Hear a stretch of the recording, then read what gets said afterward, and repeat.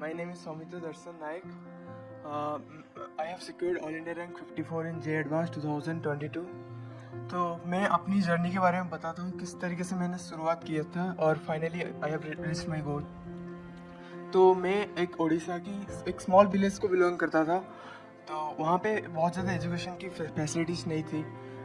लेकिन जब एक 5th क्लास में उड़ीसा में एक एग्ज़ाम होता था रुद्रपल्ली विद्यापीठ का, तो वो बेसिकली एक एग्ज़ाम स्कॉलरशिप टाइप की एग्ज़ाम होता है।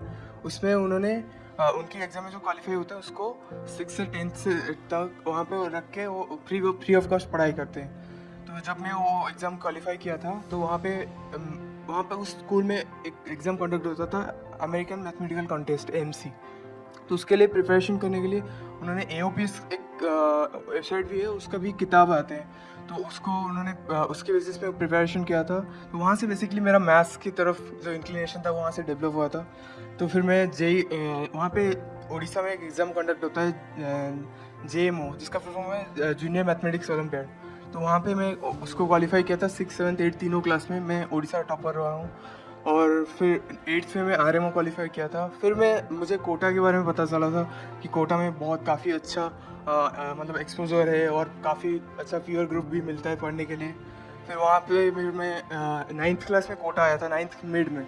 तो सबसे बड़ी बात थी कि वहाँ पे जो उड़ीसा में जब मैं था वहाँ पे BSc बोर्ड था, तो वहाँ पे कम्प्लीटली ओडिया में पढ़ाया जाता था। तो फिर जब मैं कोटा आया 9th में मिड में, वहाँ से CBSE बोर्ड हो गया था। तो वहाँ पे थोड़ा सा एडजस्टमेंट में थोड़ा ज़्यादा दिक्कत आया था। फिर वो सब मैनेज हो गया। एंड देन 9th में भी मैं IJSO स्टेज 1 NSCJS क्वालिफाई किया था। और फिर 10th में RMO क्वालिफाई किया था। एंड साथ ही साथ NMTC में भी रैंक 1 था मेरा। मतलब ये सब ओलंपियाड के एक्सपोजर से फिर मुझे मैथ्स में इंटरेस्ट डेवलप हुआ था। जब मैं IJSO कर रहा था तो वहाँ पे बेसिकली 4 सब्जेक्ट था, फिजिक्स, केमिस्ट्री, मैथ्स, बायोलॉजी। तो बायोलॉजी थोड़ा सा बहुत ज़्यादा रटने वाला था, तो इसलिए मैं मतलब उसको नहीं परस्यू करना चाह रहा था। तो इसलिए मैं फाइनली डिसाइड किया कि मैं IIT ही करूँगा। तो फिर 10th की एंड में जब मैं आया था तो अनअकैडमी एक फ्रॉडजी एग्ज़ाम कंडक्ट आ रहा था। तो वहाँ से मुझे अनअकैडमी का सब्सक्रिप्शन मिल गया था। और फिर कहानी में ट्विस्ट आया। फिर 10th के एंड में कोविड आ गया, तो फिर कम्प्लीटली हमारा ऑनलाइन शिफ्ट हो गया। तो मुझे फिर हमारे गाँव को जाना पड़ा। और 11th कम्प्लीटली मैं अपने घर में ही रहा था। तो उस दौरान प्रिपरेशन में थोड़ा सा डिफ़िकल्टी था, क्योंकि ऑनलाइन सिस्टम से हम बहुत ज़्यादा मतलब अक्वेंटेड नहीं थे। तो फिर उसको थोड़ा सीखना पड़ा, मतलब क्लासेस वगैरह। फिर फाइनली वो सब हो गया। मतलब हमारे जो टीचर्स थे वो तो ऑलवेज बोलते हैं कि IIT JEE का जो प्रिपरेशन है वो आपकी 2 साल की जो मेहनत है उस 730 कंसिस्टेंट स्टेप्स से। तो आपको हर दिन अपनी जो बेस्ट जो टीचर भी होमवर्क दे रहे हैं, कुछ भी दे रहे हैं, उसको आपको रेगुलरली करते रहना है। अब ऐसे नहीं सोचना कि 100% हो जाएगा रेगुलर। और टीचर जानबूझ के आपको थोड़ा ज़्यादा ही देते हैं कि आप कंप्लीट नहीं कर पाओ। तो और हम लोग मान के चले अगर 70-80% आप होमवर्क कर रहे हो तो फिर वो भी काफ़ी अच्छा है। और फाइनली जब भी जो भी बैकलॉग डेवलप होता है तो उसको फिर मैं जैसे कि एंड में जब वीकेंड आता है वहाँ पे ब्रेक हो जाता है, तो वहाँ पे उसको कंप्लीट करने की कोशिश करता था।